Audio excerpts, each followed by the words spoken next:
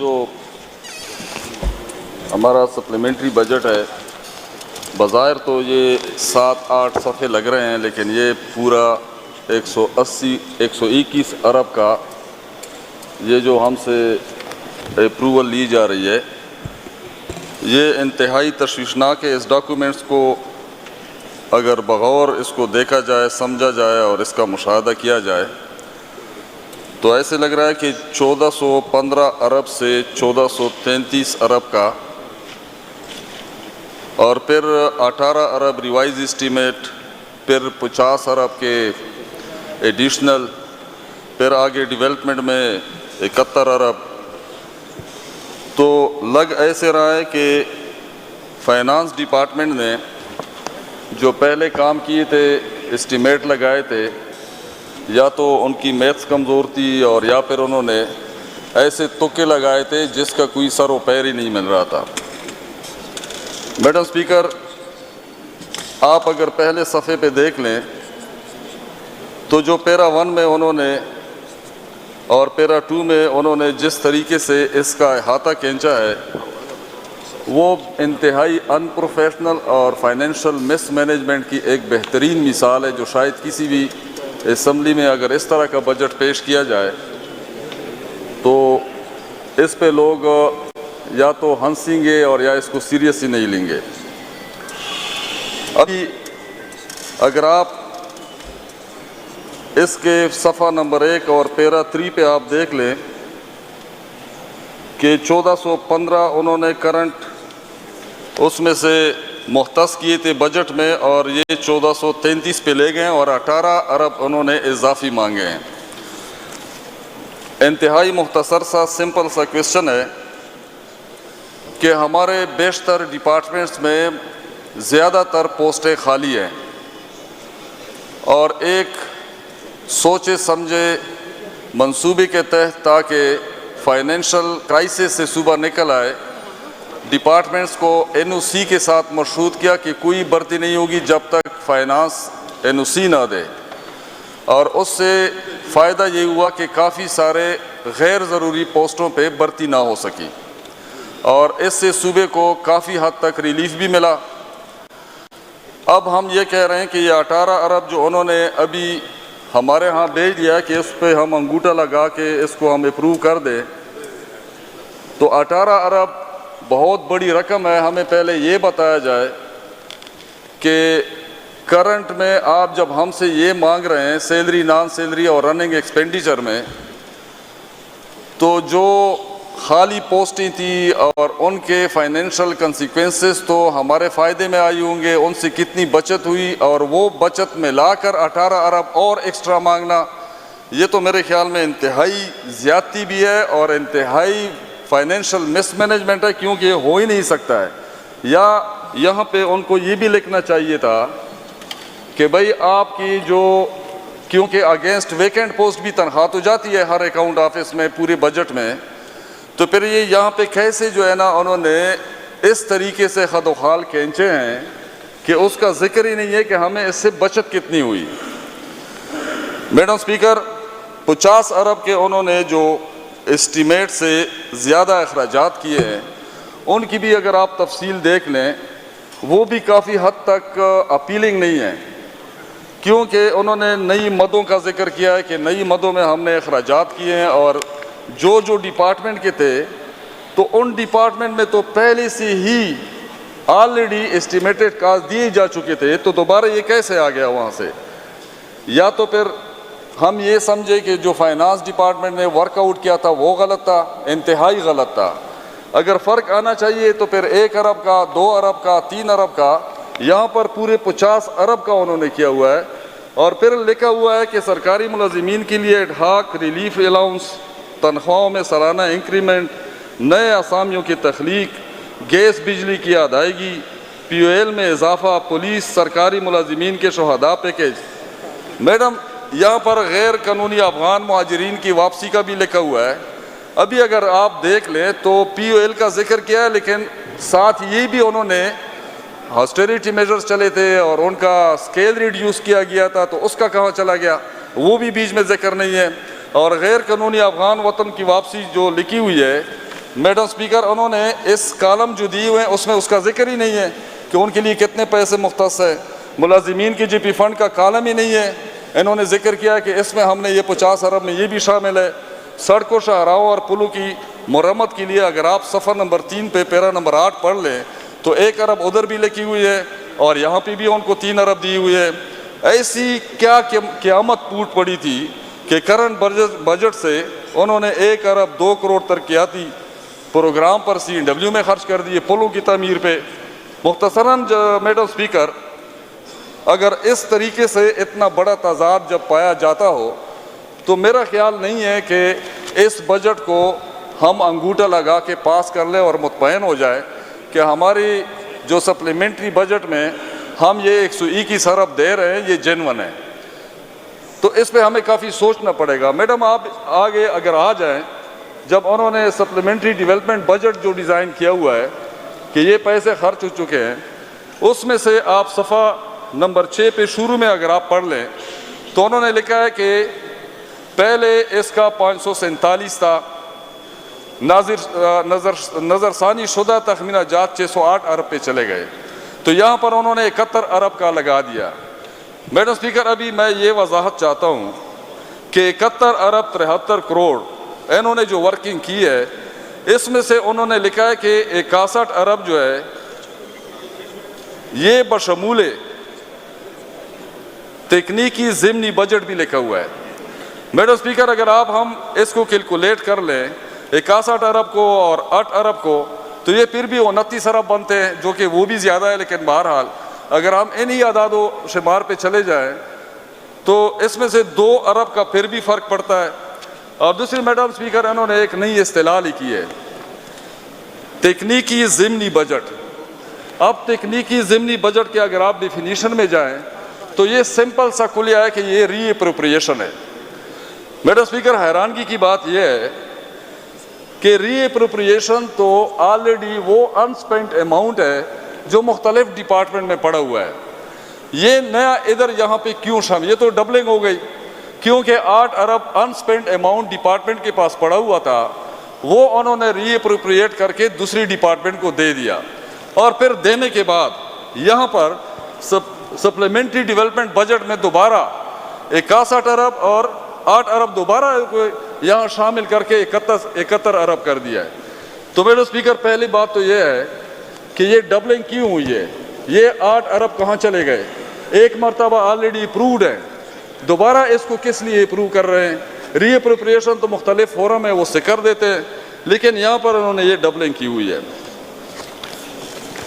तीसरा madam speaker, अगर आप पेज नंबर 7 पे आ जाएं, पैरा नंबर 2 अगर आप पढ़ लें तो उन्होंने लिखा है कि अर्बन डेवलपमेंट सेक्टर और मल्टी सेक्टोरियल डेवलपमेंट के अहम मंसूबे जात जैसे पेशावर रिविटलाइजेशन, डिस्ट्रिक्ट डेवलपमेंट प्लान, अजला में हाई ट्रांसमिशन लाइन वगैरह, ये इनका जिक्र किया हुआ है।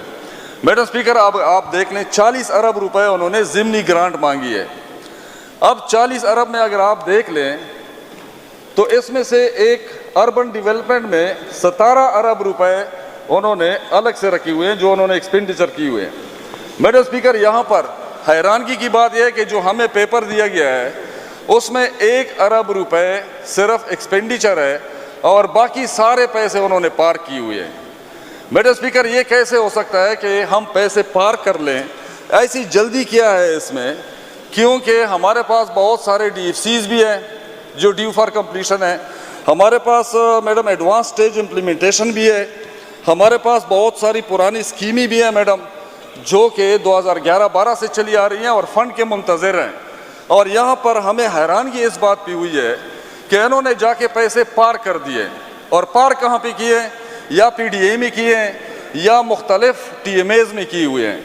मैडम स्पीकर, ये फाइनेंस डिपार्टमेंट मुझे ये बताए कि ड्यू फॉर कंप्लीशन ज़्यादा इम्पॉर्टेंट है या एडवांस स्टेज इम्प्लीमेंटेशन ज़्यादा इम्पॉर्टेंट है या 2011-12 से जो स्कीमें चल रही है वो ज़्यादा इम्पॉर्टेंट है?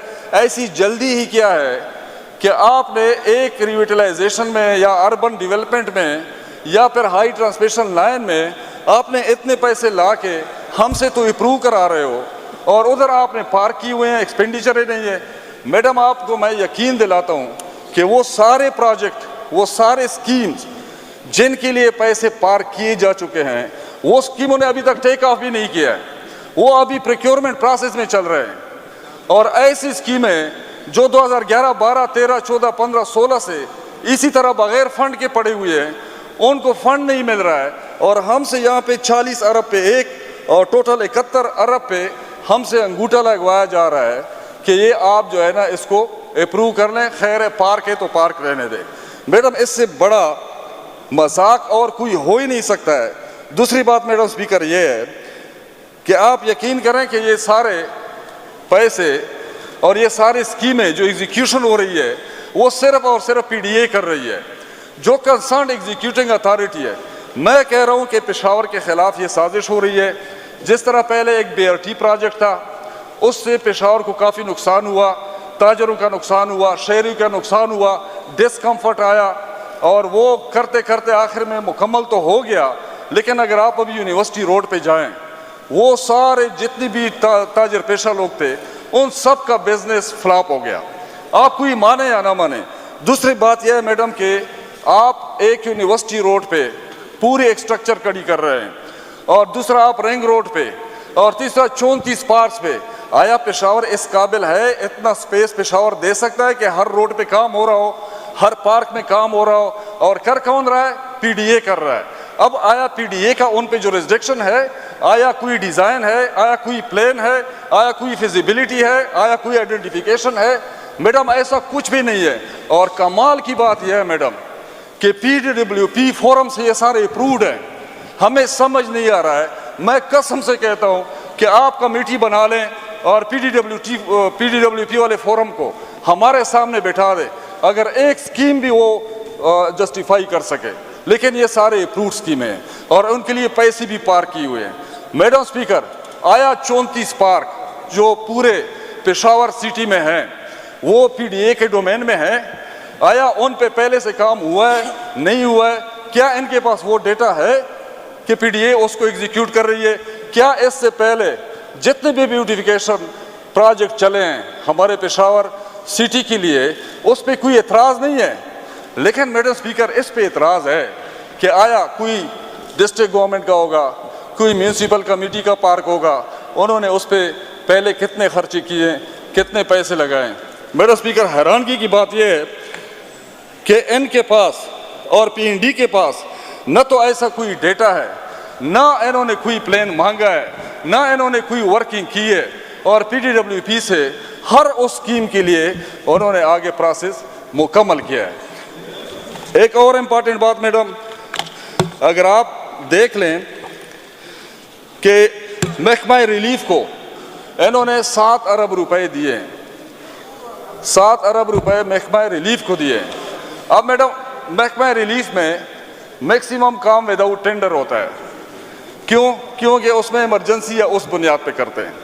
हमें इतराज़ इस बात पे है कि अगर आपने 7 अरब रुपए दिए, यहाँ पे आप कोई डिटेल तो बता देते। आपने तीरा में कितने लगाए हैं, आपने हमारे बजावड़ में कितने लगाए हैं, आपने हमारे शिमाली वज़ीरिस्तान में कितने लगाए हैं, आपने कुरम में कितने लगाए हैं? कोई डिटेल नहीं है। सिंपल सा यहाँ पे लिख दिया कि 7 अरब और इतना। मैडम स्पीकर, मेरी आपसे गुजारिश है कि इमरान खान के नाम पे ये कहना कि आप इसको वोट करें, वो एक अलग बात है। लेकिन मैडम, क्या ये इमरान खान के विज़न के साथ गद्दारी नहीं है कि हमें ये क्लियर करे, इसका ऑडिट किया जाए? और अगर ये एक एक चीज़ साबित ना हुई मैडम, ये 121 अरब में अगर आपको 40 अरब भी ये साबित कर सके कि ये जेन्युइन है, ये बजट जेन्युइन है, मैं आपको यकीन दिलाता हूँ कि हम शर्मिंदा होंगे। ये साबित नहीं हो सकते। मैं ये कह रहा हूँ कि क्या इमरान खान का विज़न यही है कि जो भी चीज़ आ जाए इमरान खान के नाम पे, इमरान खान के विज़न पे नाम पे, मैं उसको वोट कर दूँ? क्यों? फिर तो कहेंगे ये गद्दार है, फिर तो कहेंगे ये फलाना है। ये सर्टिफिकेट बांटने से पहले मैं इस फोरम पे मैडम आपसे रिक्वेस्ट करता हूँ कि इसके लिए ठीक है हम वोट दे देंगे, हम बजट पास करेंगे, लेकिन हमें इसके लिए कमेटी इधर से अनाउंस करें और बशमूल मुझसे जो भी आप लोगों को पसंद है आप निकालें। जब तक इसका हम ऑडिट नहीं करेंगे, न तो हम इस बजट को छोड़ेंगे, ना हम इसका पीछा छोड़ेंगे। और जिस किसी ने भी ये 121 अरब का हमें टीका लगाने की कोशिश की है, हम इतने जाहिल और इतने खान ने हमें शऊर दिया है। और शऊर किस चीज़ का दिया है कि हम इसको देख के समझ के इमरान खान की विजन के मुताबिक करेंगे, ख्वाह हमें जो भी नाम देते हैं दे दें, लेकिन किसी भी सूरत इस तरह के 40 अरब रुपए, इस तरह पार किए हुए पैसे, आप 17 अरब में 1 अरब सिर्फ आप खर्च करते हैं और 16 अरब आप जो है ना पार करते हैं, या मुख्तलिफ टीमेज में, मनपसंद टीमेज में, मनपसंद एग्जीक्यूटिव एजेंसीज में, मनपसंद डिस्ट्रिक्ट्स में, मनपसंद तहसीलों में, किस चीज़ पे आप पैसे पार कर रहे हैं? जल्दी किया है आपको। मैं ये कह रहा हूँ, मेरा सवाल ये है कि ऐसी कौन सी जल्दी पड़ी हुई है, ऐसी कौन सी हैरानगी की बात है कि हर बंदा इतने जल्दी जल्दी में कर रहा है, और हमारे कुछ ये ब्यूरोक्रेट्स हमारे साथ जो बैठे हुए हैं, मुझे इन पर भी बड़ा अफसोस आता है, बल्कि तरस आता है, क्योंकि इन सब का जवाब इन्होंने भी देना होगा, इस हर चीज़ का हिसाब होगा।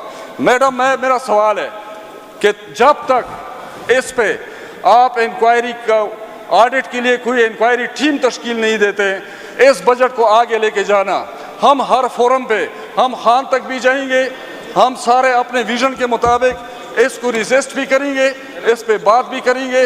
और मैडम, मैं कहता हूँ आप हमें लिख के दे दें, आप हमें यहाँ से रूलिंग दें कि इस पे ऑडिट, इसका ऑडिट होगा। अगर जब तक इसका ऑडिट नहीं होगा मैडम, ये हो ही नहीं सकता है। मैडम, आपकी तवज्जो चाहिए। मैं अपने तमाम फाजिल मेंबरान से सवाल करता हूँ, रिक्वेस्ट करता हूँ, मैं आप लोगों से इसीलिए रिक्वेस्ट कर रहा हूँ, ये जिम्मेदारी ना मेरी है, अकेले मेरी नहीं है, मैं आपको कसम से कहता हूँ, ये 121 अरब रुपए ये डाका है, इसमें बहुत बड़ा मसला है। आप जाके देख लें, एक जगह पे मैडम 17 अरब रुपए एक आपने खर्चे करने हैं, 1 अरब आपने जो है ना खर्च किए, 16 अरब किस लिए आपने पार किए हुए हैं? ये डीफसीज क्यों नहीं करते हैं? एडवांस स्टेज इम्प्लीमेंटेशन क्यों नहीं करते हैं? ये कैसा PDWP फोरम है? ये कैसा फाइनेंस है? ये कैसा P&D है? ये जो इस तरह कर रहे हैं, आया हम खामोशी से इसका तमाशा करेंगे? क्यों? क्या खान ने हमें ये इजाज़त दी हुई है कि जो भी सामने आ जाए बस खान के नाम पे आपसे कहेंगे आप वोट दें, हम वोट दे देंगे? बिल्कुल देंगे। लेकिन मैडम, आप यहाँ से इसके ऑडिट के लिए कमेटी तश्कील करें, इसके बाद हमारा कोई मसला नहीं है। आप कमेटी तश्कील नहीं करेंगे मैडम, हम उस कतार में नहीं खड़ा होने चाहते कि जहाँ पे जो भी आए और वो जो है ना आगे साइन कर ले, वोट दे दे और अल्लाह या हाफिज़। हम बराबर के हर जगह पे इस डॉक्यूमेंट को लेके जाएंगे, ये ऑफिशियल डॉक्यूमेंट है, इस डॉक्यूमेंट में बिल्कुल कंप्लीटली अंधेरा है, अंधेरा, और इस अंधेरे को हम रोशनी की तरह सामने लोगों की लेके जाएंगे। बहुत शुक्रिया। शुक्रिया बरगवाल साहब। मेरे ख्याल से अभी 30 जून तो हमारे कंप्लीट होने दो, इसके बाद